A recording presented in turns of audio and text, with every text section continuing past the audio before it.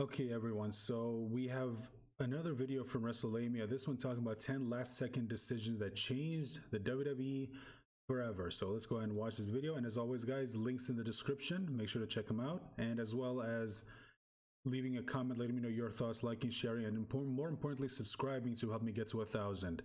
And make sure to hit the bell to be notified whenever I post a new video. The Shield breaking up, I remember this. Yeah, people were shocked when this happened. From time to time, WWE makes a last-minute booking decision which has drastic consequences for the entire landscape of WWE.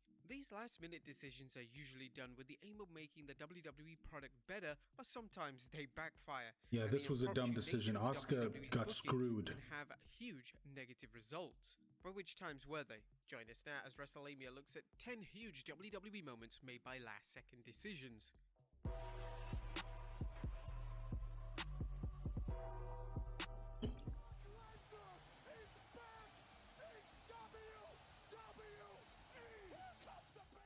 Number 10, Big E wins the WWE title. When Big E won the 2021 Money in the Bank ladder match, fans were under the impression that he would successfully cash in the contract to win the WWE or Universal title. Now, they were indeed correct on this prediction, however, the date that this was supposed to take place on was an extremely late decision by Vince McMahon. Big E would capture the title on the September 13th, 2021 edition of Raw by cashing in on Bobby Lashley. The decision was made the day of the show, and it was a direct decision from Vince McMahon in order to grab a good Yeah, I remember people were really happy when this happened. Big E's cash in ahead of time in order to grab as many. And then, of course, they took the belt off him and gave it to someone else. Shocks the entire world. Now, the 2017 Backlash pay-per-view featured one of the most shocking WWE booking decisions in recent memory. They would decide to put the WWE title on former jobber Jinder Mahal. Now, when the controversial title change occurred, people were not happy about this. They were wondering, why the hell is a jobber getting the WWE title? Jinder versus Randy Orton feud was planned to continue over the next when people just wanted the belt to be taken off him and give it to literally anyone else. This option would have been a lot better, as one of the main criticisms in relation to Jinder winning the title was how he went from jobber to champion virtually overnight.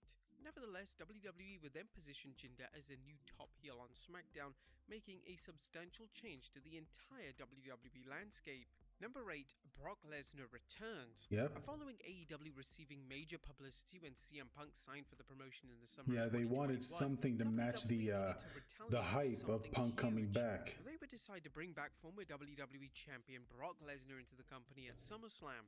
This marked Lesnar's first WWE appearance in 18 months, and nobody saw it coming. And according to various sources, including Dave Meltzer, the decision to bring Lesnar back because it was a last-second decision. That's why nobody saw it coming. Very late minute.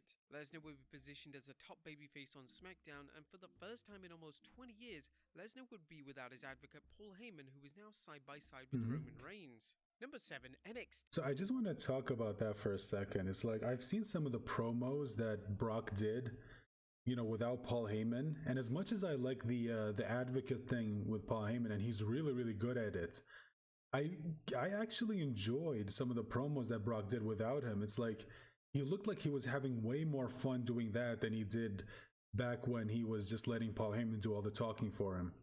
NXT Invades SmackDown.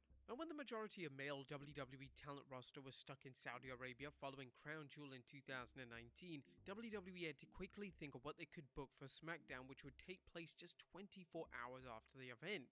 WWE's idea was to have the show feature NXT talents invading and taking over the show. This was a last-minute decision, and it was extremely wise of WWE to do something of this nature. This invasion featured the likes of Adam Cole, Keith Lee, Shayna Baszler, and Bianca Belair, all who had yet to appear on the WWE main roster. Now, reportedly, Vince McMahon was highly favorable of how the show turned out, and it certainly would have made his desire to see certain NXT superstars called up to Raw or SmackDown even stronger. The invasion would also act as a precursor to the Survivor Series pay-per-view, where WWE booked NXT vs Raw vs SmackDown matches for the first time in history. Number 6, Hulk Hogan wins the WWE title at WrestleMania 9. Considered by many to be one of the most controversial decisions in WWE history, Hulk Hogan capturing the title at WrestleMania 9 was undeniably a moment that fans wish to forget. The main event of WrestleMania 9 featured Yokozuna taking on Bret Hart for the title. Yeah, I remember seeing this. I was confused. Had been altered. The finish stated that Brett was to drop the WWE It's title like to Brett loses Yokozuna. and then Hogan Hulk was then gonna comes come out in of nowhere and and all of a challenge sudden Yokozuna to he's... an impromptu title What? match and win it. This baffled Brett as he knew how ridiculous the finish was. A The little change bit. came about when Hogan caught wind of the original plans for the match, and Hogan, using his backstage power, convinced Vince McMahon to allow Hogan to win the title and to quote-unquote send the fans home happy. Following the pay-per-view, WWE was in a state of flux as Hogan was set to leave, but he refused to drop the WWE title to Brett. This meant that Hogan dropped Why? the title back to Yokozuna at the King of the Ring pay-per-view, and Hogan would soon What, did he depart have the something WWE against for Brett or WCW. Wait. Oh boy. I don't want to see this. Number 5, Seth Rollins cashes in. On the contrary to Hulk Hogan winning the title at WrestleMania 9, Why was that Seth clip Rollins there? cashing in the Money in the Bank contract at WrestleMania 31 is considered to be one Did something go wrong in editing? Did they edit that clip in at this moment by accident? of the most exciting and thrilling moments in history. The decision was made that weekend for Rollins to cash in during the Brock Lesnar vs Roman Reigns WWE title match, and it was the best decision possible, as it was clear that fans weren't ready to see Reigns crowned as WWE champion just yet. According to ex-WWE writer Brian Mann, Rollins would find out the plans just 2 hours before it happened, and as you can imagine, Rollins was rather stunned. Following his cash-in, Raw and SmackDown will be built around Rollins for the foreseeable future, taking the WWE product into a brand new and exciting direction. Number 4, Stone Cold Steve Austin is written off television. The worst storyline I was ever involved in. This is how Stone Cold Steve Austin infamously labeled the Who Ran Over Stone Cold storyline back in the Attitude Era. The storyline itself surfaced when Austin needed to take an extended time away from WWE programming. His neck was in terrible shape and he needed surgery I in know order to about continue this. wrestling. As a result, The WWE pile driver were got forced to write botched and it Austin off fucked up his television, but neck. they didn't know how to execute it without facing major fan backlash. Austin was set to face Triple H and The Rock in a triple threat match at Survivor Series in 1999, and although WWE knew that Austin wouldn't be wrestling, they continued to promote the match right up until the pay-per-view went on the air. WWE at the last moment came up with the idea of having an unknown assailant run down the legendary superstar. In relation to Austin's pay-per-view match, he would be replaced by The Big Show, who would go on to win the match in a rather lackluster and underwhelming alternative to Austin actually wrestling. When Austin eventually returned in September 2000, WWE had to try and explain this complex storyline. They ended up revealing the fan favorite Rikishi as the mystery man behind the hit and run, which obviously made little sense, and WWE had without a question backed themselves into a corner. Yeah, of course it didn't make sense. Like, why wasn't it the Big Show? I mean, since he's the one who took his spot, wouldn't it have made more sense for it to be Big Show, ran him over? Becky Lynch's return. When Sasha Banks pulled from her SummerSlam title match with Bianca Belair, this left WWE without a suitable opponent for Belair. This match was a WrestleMania main event rematch and was one of the most highly anticipated matches on the entire card. WWE on the weekend of SummerSlam decided that now was the appropriate time to bring back Becky Lynch. She would make her first WWE appearance in over a year, and to the surprise of many, she returned as a heel. But in truly shocking fashion, Becky would squash Bianca to win the SmackDown Women's title in mere seconds. Yeah, I remember people were not happy about this. They were like, what the hell, you screwed Bianca. Number 2, the Shield disband. The Shield were one of the most dominant stables in history, and it was clear that the WWE had created 3 absolute megastars in Roman Reigns, Seth Rollins, and now he's in WWE, or excuse me, he's in AEW, and I think he's doing way better. Consecutive pay-per-view events in 2014, WWE decided to break them up and take all 3 members into a completely new direction. According to Ambrose, the decision to disband the trio was made the day it actually took place, and it took all members by surprise. They would execute the breakup by having Rollins turn on the group during a segment on Raw. Rollins would then enter a feud with Ambrose, whilst Reigns would move into the main event scene. And number 1, the streak ends. Oh boy. Okay, I gotta talk about this for a bit. For me personally, this was without a doubt the stupidest decisions that Vince has ever made. Like, I still to this day cannot understand why he chose to do this. And it's like, look, the WWE in quality was already going down by this point. It's already gone down, like way down from what it used to be. So much so that a lot of people were just tuning out, me personally. Now, I can only speak for myself, and I don't know if other people were with me on this, but for me personally, I only tuned in to WrestleMania to watch the Undertaker's matches. Like, that was it. That was literally the only reason why I tuned in. I didn't care about anything else. I just wanted to see the Undertaker's matches. Like, that was it. That was it. Because the Undertaker's matches in WrestleMania were, for me, were always the highlight.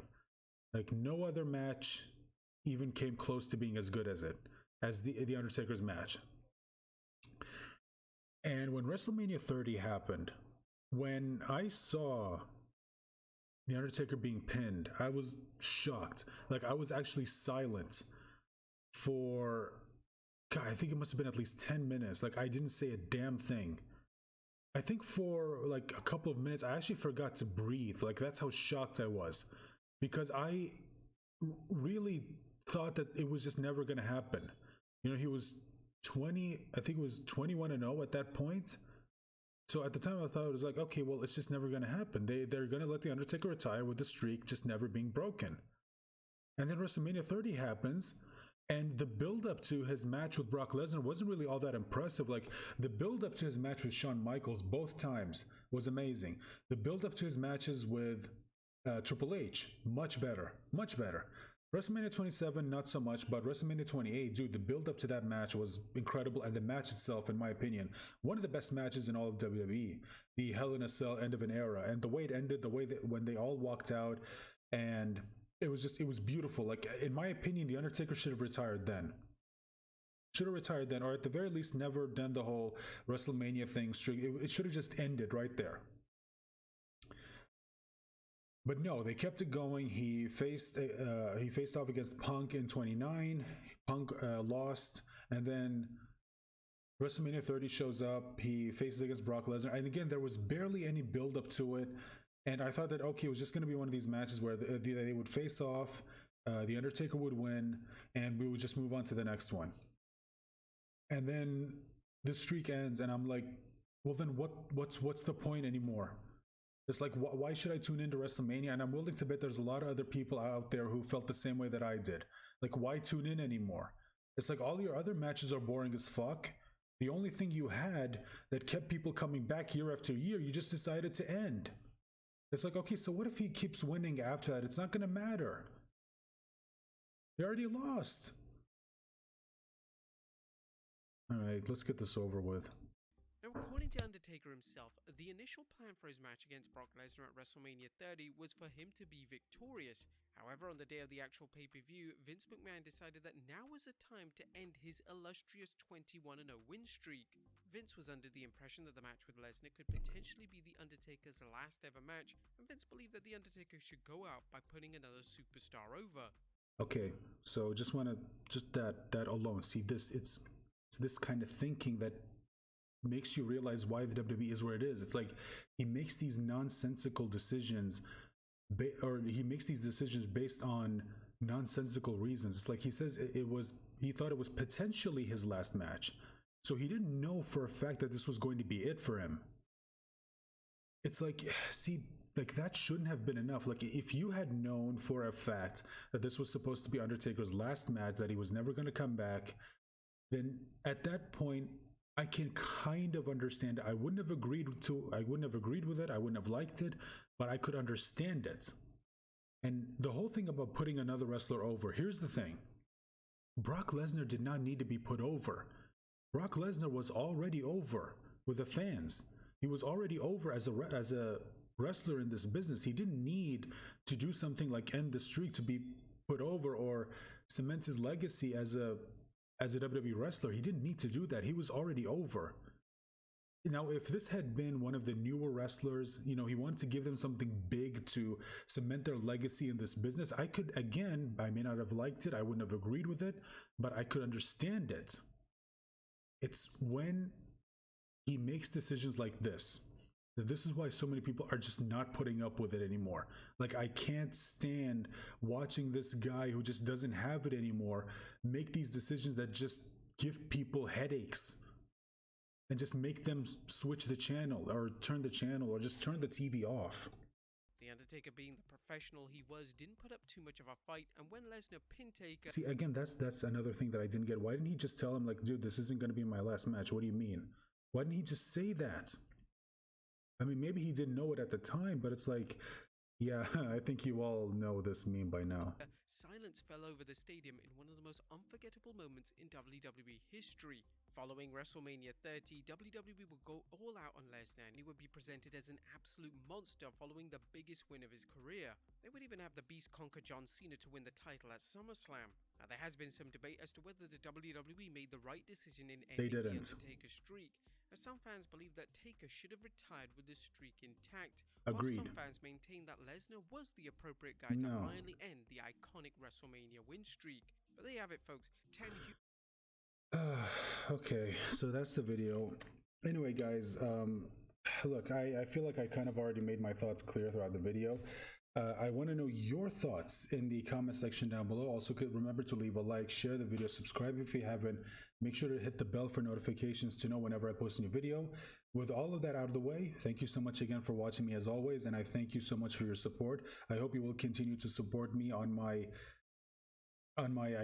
for lack of a better term, journey to hit 1,000. I